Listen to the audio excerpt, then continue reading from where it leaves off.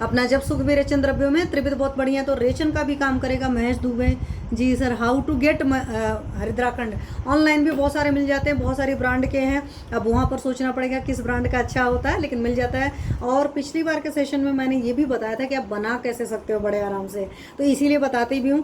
तो निशा चूर्ण पड़ा है, मतलब हल्दी पड़ी है, त्रिविध पड़ा हुआ है, और हरित की अभया जी पड़ी है। अभया जी आपको पता है कि भय पर बहुत बढ़िया काम करती है, अभया। तो मनो व स्रोतस और स्किन डिसीजेज में हमेशा मनो व स्रोतस की दृष्टि होती ही होती है, या स्किन की प्रॉब्लम हो जाए तो स्ट्रेस तो होना ही होना है ना। क्योंकि हर इंसान का पहला होता है कि दिखने में क्या है, जो दिखता है सो बिकता है। हर इंसान अपने आप को सोचता है कि हम अच्छे लगें, तो मेकअप इंडस्ट्री भी इसीलिए राइज करती है ना। तो आपकी तो आयुर्वेद वैसे ही इतना रिच है, कहने बात नहीं सारी चीज़ों से। तो इसमें आपका त्रिविध भी विरेचन काम कर रहा है। हमारी जी पथ्य नाम श्रेष्ठ है, पथ्य द्रव्यों में श्रेष्ठ है। हरित की अनुलोमन द्रव्यों में बहुत अच्छी है, वात का अनुलोमन हो जाता है, जो वात इधर उधर उल्टा पुल्टा तरीके से चल रही है उसको भी कर देता है। साथ में सीताजी मिश्री जी भी पड़ी हुई हैं।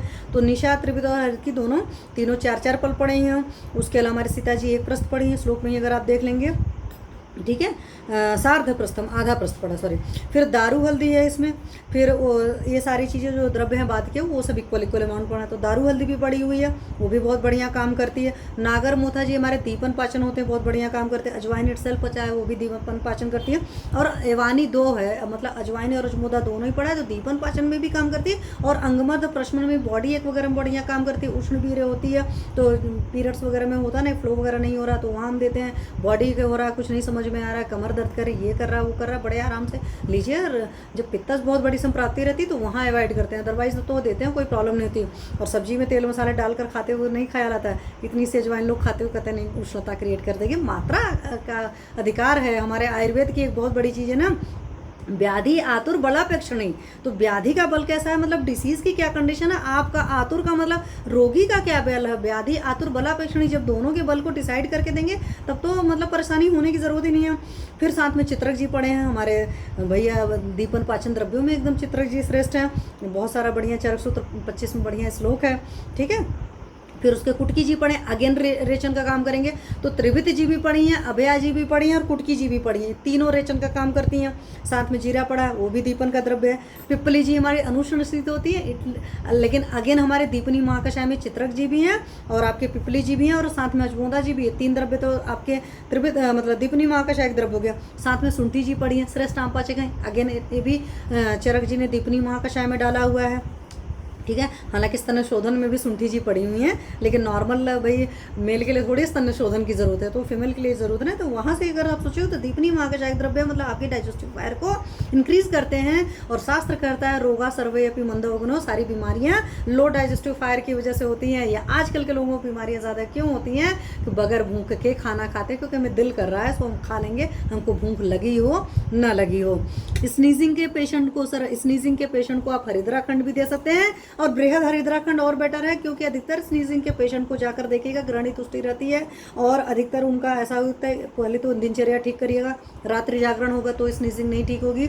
और रेचन करने के लिए यहाँ पर चूंकि 3-3 रेचक द्रव्य पड़े हैं, आपके बृहद हरिद्राखंड में 3-3 रेचन द्रव्य नहीं थे, सॉरी हरिद्राखंड में, बृहद हरिद्राखंड में आपकी कुटकी जी भी हो गए, बढ़िया से भेदन का काम करती हैं, आपकी अभया जी भी हो गई, और आपकी त्रिविध मतलब सुख विरेचना नाम त्रिविध होता है, वो भी हो गया। मृदु में आपके आरग बच जाते हैं। साथ में इसमें त्रिजात है, दालचीनी, इलाव, तेज पत्ता है। और आपको पता त्रिजात क्या है, सुगंधी द्रव्य है। तो सुगंधी द्रव्यों के साथ एक होता है कि माइन्यूट चैनल, माइन्यूट पोर्स में एंट्री करने की कैपेबिलिटी होती है। इस वजह से इसलिए परफ्यूम की एक शीशी में अगर यहाँ खोल दूँ मेरे पूरे सेंटर में स्मेल हो जाएगी। हो सकता है कि मेरा दरवाजा खुला तो मेरे सेंटर से बाहर भी स्मेल चली जाएगी, है ना। तो ये गंध द्रव्यों की, या जिन द्रव्यों में गंध होता है उनमें इतनी बड़ी मतलब ब्यूटी होती है कि माइन्यूट पोर्स में जाने की कैपेबिलिटीज़ है।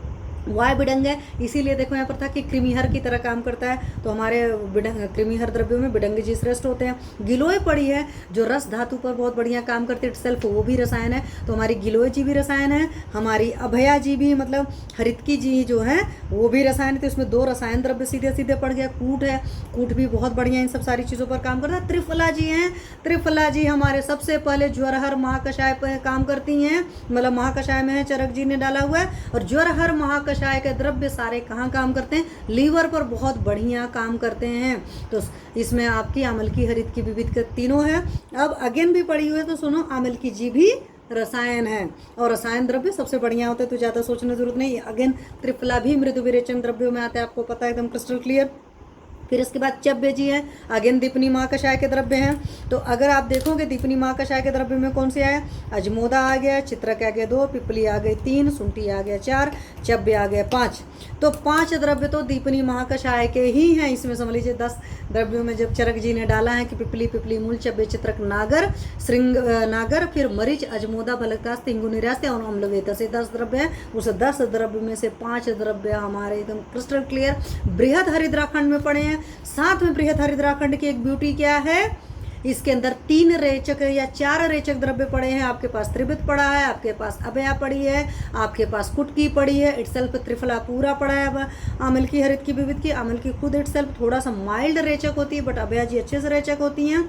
और अष्टांग हृदय पलट कर लिख लीजिए, देख लीजिएगा, वहाँ पर क्रिस्टल क्लियर इंडिकेशन है कि जब भी चिकित्सा करते हैं संक्षेप तो क्रियायोग और निदान परिवर्जन, तो पहले हम हेतुओं और निवारण करेंगे, जो भी डाइट एंड लाइफस्टाइल के चेंजेस है वो करेंगे। और अगला चिकित्सा सूत्र होता है दीपन, पाचन और अनुलोमन। तो जब इसमें 5 द्रव्य आपके दीपनी महाकषाय के हो गए तो दीपन तो अच्छे से हो ही जाएगा। फिर अनुलोमक द्रव्य भी पड़ गए तो दीपन, पाचन, अनुलोमन बहुत अच्छे से हो जाएगा। तो अकेले इसको भी देकर काम चल जाएगा, लेकिन कब, जब आप निदान परिवर्जन करा लेंगे, वही डाइट देंगे, लघु सुपाच्य आहार देंगे, कहीं से भी गुरु आहार नहीं होगा, स्ट्रेस लेवल होगा, तो वहाँ पर आप कुछ लोकल थेरेपीज करा सकते हैं, आप नस से करा सकते हैं अपने पेशेंट्स को, आप नाभि पूरण उस तरीके से चीज़ करा सकते हैं। कुछ नहीं समझ में आ रहा है ऐसे पेशेंट को सरसों के तेल के करा सकते हैं, क्योंकि कंडोग्न होता है, इसलिए मैं करूँ। स्किन पर काम करने वाले द्रव्यों में वो भी आता है। अदरवाइज आप घृत से करा सकते हो, आप हींग से करा सकते हो, डिपेंड ऑन द सिचुएशन, उस हिसाब से हम डिसाइड करते हैं। आयुर्वेद की चिकित्सा ऐसा नहीं होती कि स्नीजिंग हो रहा है मैम ये से दवा दे दो, ये हो रहा है ये दवा दे दो। हर इंसान को बीमारी सामने से एक दिखेगी, बट उसकी वजहें अलग अलग होंगी, तो उन अलग अलग वजहों पर हमें काम करने की ज़रूरत पड़ती है। साथ में इसमें धनिया जी भी पड़ी हैं, वो माइल्ड दीपन का काम करती हैं। लौ भस्म पड़ा है, इसलिए बहुत बढ़िया से आयरन लेवल को बढ़ाएगा, है ना। और साथ में अभ्रक भस्म पड़ा है। और अगर मान लीजिए बृहद हरिद्राखंड आपने घर पर तैयार किया और इसमें सहस्त्रपुटी अभ्रक डाल दिया, तब तो बात ही नहीं है। श्लोक लर्न करने के लिए गाइड कीजिए प्लीज़। हाँ, अभी बात करेंगे, श्लोक लर्न करने के बारे में भी बात करेंगे। तो अभ्रक भस्म डाल दिया, और अभ्रक भस्म अगर सहस्त्रपुटी डाल दिया तो पूरे प्राण व स्रोतस पर बहुत बढ़िया काम करेगा। और प्राण व स्रोतस में प्राण के मूल जो हैं आपके दोनों हैं, मतलब आपका हार्ट भी आपका लंग्स भी है, तो दोनों ही जगह बहुत बढ़िया काम करेंगे। तो अभ्रक भस्म बहुत सारी जगह अच्छे से काम करती है। अगेन चलो इसी बात से याद आ गई, एक बार अभ्रक भस्म और लौ भस्म के बारे में भी ले लेंगे। तो अगर आपके बारे में दिमाग में कोई क्वेरी रहती है तो वो सारी क्वेरी भी आपकी सॉल्व हो जाएगी। तो बृहद हरिद्राखंड के इतने सारे कंटेंट हैं, और मैं क्यों हमेशा कंटेंट के साथ बात करती हूँ कि आपको पता चल जाता है कि पर्टिकुलर क्या है, और साथ में चिकित्सा सूत्र की भी बात करती हूँ। और इतना मतलब वो छोटा सा चिकित्सा सूत्र है कि जो हेतु हैं उनको कॉजेज को हटा दो तो इफेक्ट हट जाएगा, सिंपल सा। और साथ में ये चीज़ें कर दो, और बाद में हमें हो सकता है लगता है कुछ और मेडिसिन।